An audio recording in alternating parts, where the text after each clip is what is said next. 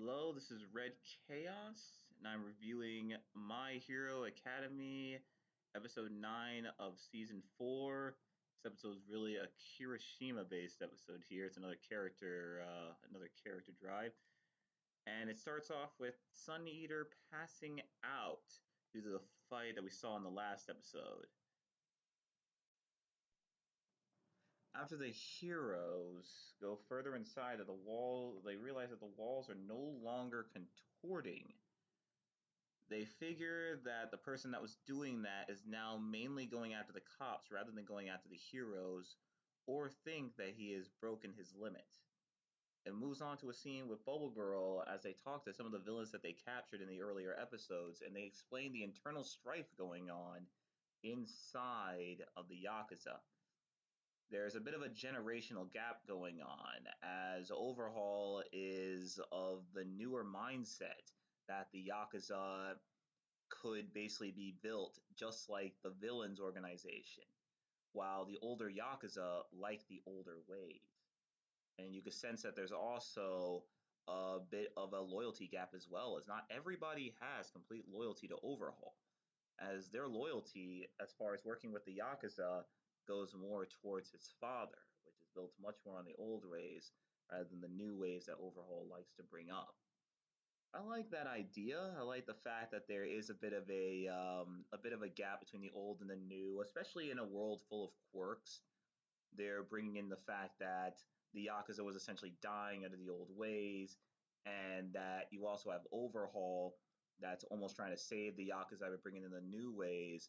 But not everybody is open to that sense of change, especially in the way that it looks like Overhaul did it, as he seems to have done it more specifically by force and more by corruption rather than everybody agreeing to his newer and newer methods, especially since some of these other Yakuza believe that Overhaul is the reason why his father is in such a damaged state that we saw earlier with him being on a respirator machine.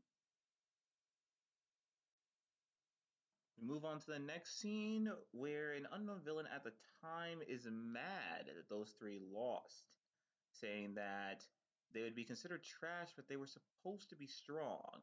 He's mad at the fact that they lost, and later manipulates the walls to go after Eraser. Fat Blob does save him, but he's basically pushed through the walls and slammed into another room where he's sent against two villains. What he doesn't know at the time is that Kirishima is right there with him, who is also trying to save Eraser. So they're now stuck on this battle against one really, really strong guy with punches named Ragna, and another one that has the ability to manipulate shields for him as a sword and a shield. Immediately in the fight, Ragna punches Kirishima and he is blasted hard, even breaking parts of his armor. It's a very good showing of how he is a threat, but it is kind of odd of seeing Kirishima look this weak, at least at this point, since he did just gain an unbreakable form, and we're almost seeing that it's not really being used, or it's almost useless to there. It's kind of sad that it's not really giving the power and respect that it deserves, that he's getting stronger. It's like, hey, you gained a new form, and bam, you're already back down. And you even see the shield guy call him out, saying that, yes, well, we may be a sword and a shield. These are two shields, and it's really only one and a half shields, as Fat Gum's the only one that can take a hit. As the fight continues on, Fat Gum attacks Ragna, and he's immediately blocked with a shield. You can sense that it looks as though as if these guys are invincible when they all work together, but it seems as though as if their teamwork is beginning to break apart as they argue. Ragnar does not want to be helped and protected, as he is a very prideful warrior and wants to win fights on his own merit like that. And the Shield being a little bit smarter, saying he does not want Ragnar to lose in that way. But after Ragnar starts attacking him, he says, hey, you go do what you want. And the fight between he and Fat Gum continues as Kirishima is stuck there doing nothing, almost going through some of his old memories, showing that he's a little bit too cowardly to do something. this point where Kirishima becomes ashamed of himself, not being able to have the courage to run back into battle, and he flashes back to multiple times where he was not brave enough to go out there and fight for his friends. One of which is where he sees a kid being bullied, and as he does have the courage to run in and help, he's not able to ultimately stop them. And oddly enough, the person that ends up stopping him would be Mina. This time, though, it's not particularly by strength. It's just by her very, very cheerful nature of how she gets everybody to basically lighten up and forget their problem. It's a bit of an interesting take on it that not all problems are always solved by strength, and Kirishima is always bringing up this idea that you have to be strong and manly to be through with all your problems and be prideful with courage. But out of all people that solve both problems, once with the giant and one another time with the bullies, you're seeing Mina win not specifically by strength, but by her courage and her willingness to be very, very cheerful, as she was very cheerful in the situation with the bullies getting him to all get along. And in the case of the giant, she just told him where it was, and just sent him away. There was no strength, there was no fight, there was no battling at all. It seems very interesting of how they would go through that scenario. But I also do like the fact that in Kirishima's flashback, they go back to Deku and Bakugo and bring up that incident as they basically slightly mention it, basically going of how Deku was very brave there. And he also looks up to his hero, Red Riot, and Red Riot has Red Crimson, sorry, has a interview while he's talking about how he's afraid every time he goes into a fight.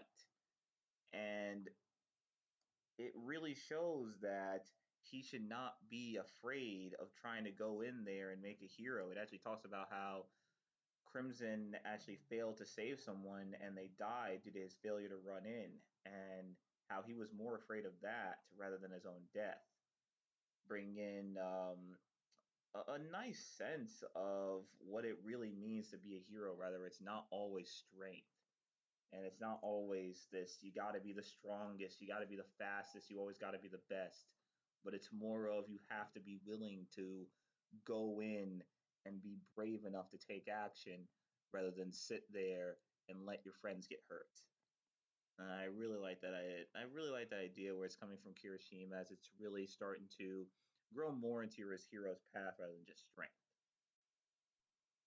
A little later into the flashback, they go into that afterwards he started training and gaining his getting a little better with his quirk to be good enough to go into class 1A, and it essentially goes over his transformation of how he went from a scared kid with a quirk, now moving on to a much stronger and confident person who later changes his hair red to switch off his new look. And the only person that actually knows that he naturally has black hair is Mina, since Mina saw him a bit earlier in middle school.